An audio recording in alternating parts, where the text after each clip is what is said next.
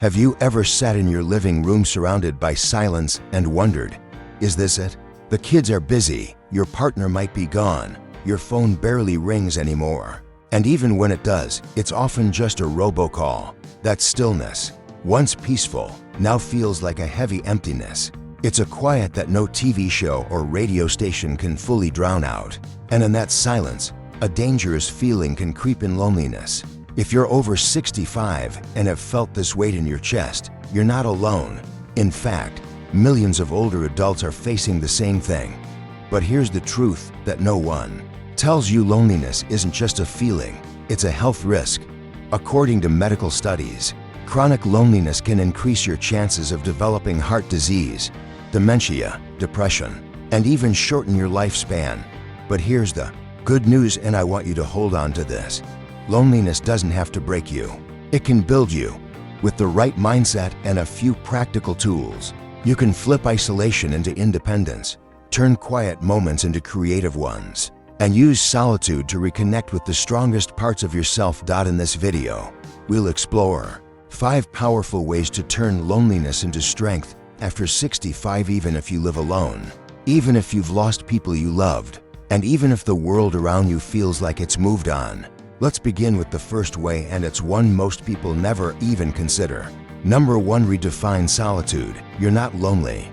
You're available for yourself. Here's something radical. Being alone is not the same as being lonely. In fact, some of the most peaceful, powerful moments of your life can begin in solitude if you stop seeing it as punishment and start seeing it as possibility. Think about it. For decades, you were there for everyone else, raising kids, supporting family, attending meetings, doctor's appointments, social functions. You were needed constantly, and now, in this quieter phase, it's easy to feel like you've been forgotten. But what if this wasn't a loss, but a gift? When you're no longer on call for others, you are finally available to yourself. This is your chance to reconnect with your identity beyond being a parent, spouse, or caretaker. What do you enjoy? What excites you? What did you once love that you've pushed aside? Use the silence to ask yourself those questions. Journal your answers. Sit with your thoughts. Even 5 quiet minutes a day, spent intentionally, not just passively watching TV, can help you rediscover the person underneath all those old roles. So no, you're not just alone. You're finally in your own company, and that's a relationship worth rebuilding. Number 2. Build a purpose routine. Even without a job or family obligations, let me ask you this. When was the last time you had something to look forward to every morning? Not just errands or doctor visits, but something that made you excited to wake up. After 65, a major source of loneliness isn't just being alone, it's losing a sense of purpose. For decades, your life probably had a clear structure. Wake up, take care of the family, go to work, pay the bills, meet deadlines. Now, the days can blur together. That's why it's time to create a purpose routine. What is that? It's a daily rhythm that gives your day meaning. It doesn't have to be complicated. In fact, it should be deeply personal. Maybe you start your mornings writing a letter to someone, yes, with a pen. Maybe you walk around the block and photograph a flower or a tree you've never noticed. Maybe you read a poem out loud and write down what it reminds you of. It could even be something as simple as stretching to music you loved in the 70s. The goal isn't productivity, it's meaning. When you have a reason to get up, a task to complete, a ritual that is yours, it reshapes how you see your time. You no longer feel like the world is passing you by. You're living in it actively, not passively. That sense of personal mission, it can be more fulfilling than any job title you ever held. Number 3. Turn memories into momentum. The power of legacy projects. Now let's talk about something that combines healing with purpose. Legacy projects. At this stage of life, you've lived through decades of stories, wisdom, heartbreak, joy, and lessons. And guess what? That experience is valuable, but too often, it stays locked inside us because we assume no one wants to hear it, or we don't know how to share it. But here's a truth that might surprise you. Working on a legacy project can actually reduce feelings of isolation, boost cognitive health, and restore emotional balance. What's a legacy project? It's anything that lets you transform your life's experience into something you can pass on. It could be writing a memoir, or simply recording voice notes about your childhood memories. It could be organizing your old photos and adding notes about each one. It could be creating a recipe book for your grandchildren, filled with the meals they've loved over the years. These projects serve two magical purposes. First, they allow you to honor and revisit the richness of your life, not in a sad way, but in a celebratory one. Second, they create something that will live on, something your loved ones can hold, read, or hear long after you're gone. And here's the most beautiful part. Working on these projects reminds you every single day that you mattered, that your life had weight and meaning, and that you're still creating, still sharing, still alive in every sense of the word. Now that we've explored how solitude can become a sanctuary, how daily purpose can give life new shape, and how your story can live on as a gift, we're just getting started.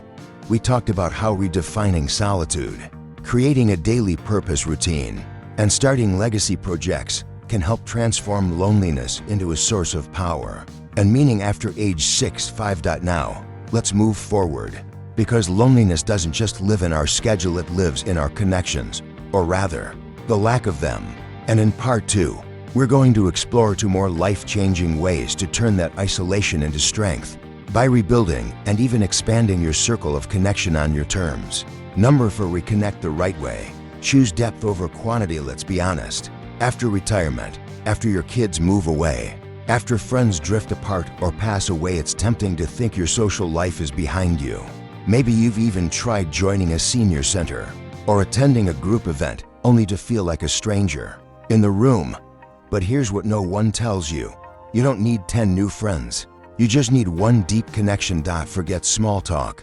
Forget forcing yourself into big, loud gatherings that leave you drained.